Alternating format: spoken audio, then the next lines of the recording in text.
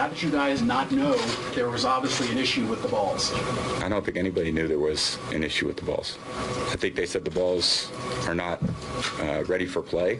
You know, you go through that process of breaking the balls in and getting comfortable with them. Of course, you know, I choose the balls that I want.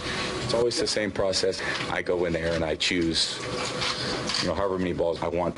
Sometimes it's 12, 16, 18, 24. When I felt them, they were perfect. I wouldn't want anyone touching those. I would zip those things up and lock them away until I got the opportunity to play with them. You know, to me, they're perfect.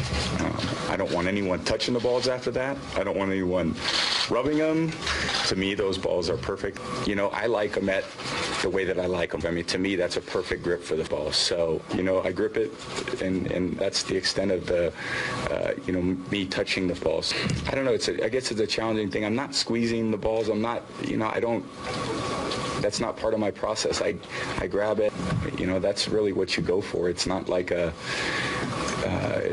ever squeezed the balls. I just grip the balls. I think there's maybe a little bit of a difference in, you know, how I do that. You know, everybody has a preference. Some guys like them round, and some guys like them thin. Some guys like them tacky. Some guys like them brand new. Some guys like old balls. I mean, they're all different. So you got to feel them, and you try to go out and you try to use the ones that you like the best. You know, that's what works for me. It's all a very individual thing. I just know the process that I go through, and I'm very comfortable with it. Some days one ball may feel good, the next day it may not. It depends on maybe how old the ball was, or, you know, I think there's a lot of variables with, obviously, Mother Nature and with the balls. So, you know, whatever feels good that day, those are the ones that I would typically choose. So those are the same ones that maybe Bill squirts a little water on, where you're not looking at?